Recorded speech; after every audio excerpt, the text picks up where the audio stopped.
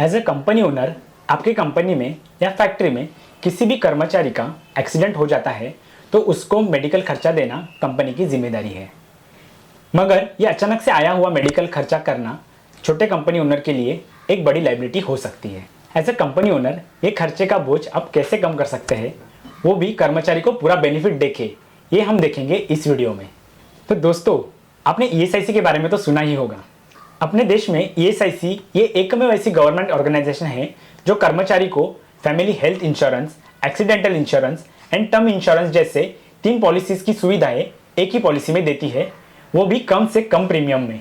तो मैं हूं सचिन सावंत, आपका payroll and labour law consultant, और मैं लेकर आया हूं ये अवेयरनेस वीडियो खास आपके लिए। आप हमारे चैनल पे नए हैं तो चैनल को लाइक, शेयर और सब्सक्राइब करना ना भूलें। आप सभी ने गवर्नमेंट की ईएसआईसी पॉलिसी के बारे में तो सुना या पढ़ा तो होगा ही, मगर ये किसको एप्लीकेबल है, इसमें कितने एम्प्लॉयज होने चाहिए या इसके क्या फायदे हैं, इस बारे में बहुत कम लोग जानते हैं। तो चलो आज नॉलेज लेते हैं इस ईएसआईसी की पॉलिसी के बारे में। What is ESIC? ईएसआईसी क्या है? ईएसआईसी का फुल फॉर्म है एम्प्लॉय स्टेट इंश्योरेंस कॉर्पोरेशन। ये एक सोशल सिक्योरिटी पॉलिसी है जो गवर्नमेंट ऑफ इंडिया ने एम्प्लॉय के बेनिफिट के लिए बनाई है। जो कर्मचारी प्राइवेट सेक्टर में काम करते हैं वो इस पॉलिसी का लाभ उठा सकते हैं। कौन से कर्मचारी ईएसआईसी के लिए एलिजिबल है? किसी भी कर्मचारी की मंथली ग्रॉस सैलरी 21,000 या उससे कम है तो वो कर्मचारी ईएसआईसी बेनिफिट के लिए एलिजिबल है। ईएसआईसी हमेशा ग्रॉस सैलरी पर कैलकुलेट होता है। ग्रॉस सैलरी, बेसिक सैलरी और सीटीसी, ये तीनों में क्या फर्क होता है, इसके बारे में मैंने एक डिटेल वीडियो अलग से बनाया हुआ है, जिसका लिंक हमने नीचे डिस्क्रिप्शन बॉक्स में दिया है, वहां विजिट करके आप चेक कर सकते हैं। कौन सी कंपनी ईएसआईसी में रजिस्ट्रेशन ले सकती है? किसी भी कंपनी में 10 या उससे ज़्यादा एक्टिव एम्प्लॉय है तो वो कंपनी ईएसआईसी के अंडर रजिस्ट्रेशन लेना वो कंपनी को मैंडेटरी हो जाता है। कुछ स्टेट्स के लिए ये लिमिट अप टू 20 एम्प्लॉयज भी होता है। ईएसआईसी में कितना कंट्रीब्यूशन करना जरूरी है? कर्मचारी को उसकी ग्रॉस सैलरी का 0.75% और कंपनी को 3.25% कंट्रीब्यूशन ईएसआईसी में जमा करना पड़ता है। मतलब टोटल मिलाकर 4% कंट्रीब्यूशन ईएसआईसी में हर महीना भरना जरूरी है। ईएसआईसी का कंट्रीब्यूशन कब तक पे करना जरूरी है? ईएसआईसी का पेमेंट कॉन्जिक्यूटिव मंथ में किया जाता है। मतलब आपने कर्मचारी को अक्टूबर महीने की सैलरी पेड की है तो आपको 15 नवंबर या उसके पहले कंट्रीब्यूशन ईएसआईसी में जमा करना अनिवार्य है। कर्मचारी को ईएसआईसी में क्या बेनिफिट मिलते हैं? फर्स्ट बेनिफिट है फैमिली हेल्थ बेनिफिट।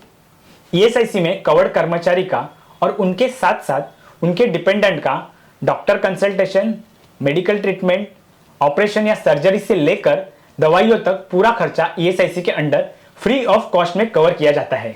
दूसरा बेनिफिट है एक्सीडेंटल बेनिफिट, जिसे डिसेबलमेंट बेनिफिट भी कहा जाता है।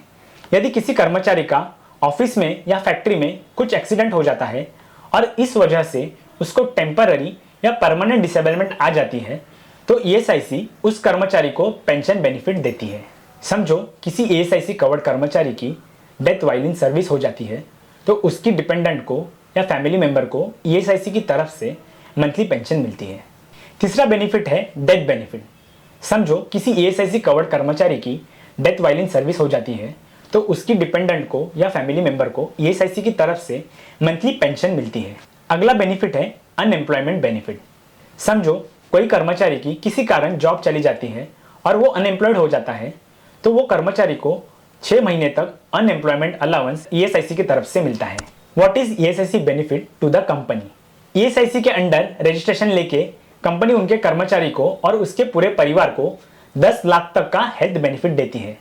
उसी के साथ साथ सही कंप्लायंस करके भविष्य में आने वाले non compliance related interest, damages और पेनल्टी से भी बच सकती है। तो दोस्तों, यहाँ हमने ईएसआईसी की एप्लीकेबिलिटी, एलिजिबिलिटी और कुछ बेनिफिट्स देखे।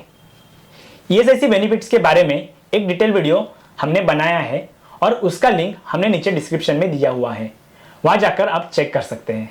एज ए ऑर्गेनाइजेशन या कंपनी ओनर आपके मन में भी ईएसआईसी रिलेटेड कोई क्वेरी हो तो कमेंट में आप टाइप करके या नीचे दिए गए मेल आईडी पे हमें मेल कर सकते हैं। और हमारा चैनल लेबर लॉ काइजन को सब्सक्राइब करना ना भूलें। Thank you.